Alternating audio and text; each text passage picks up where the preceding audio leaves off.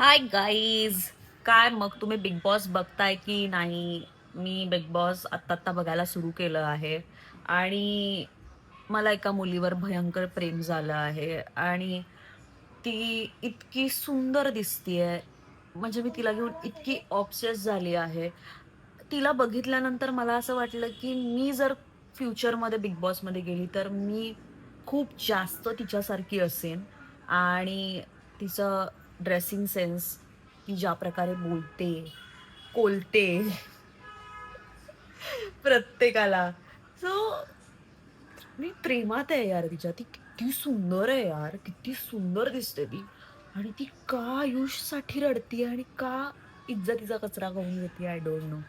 But यार तन्वीला support आहे भाई.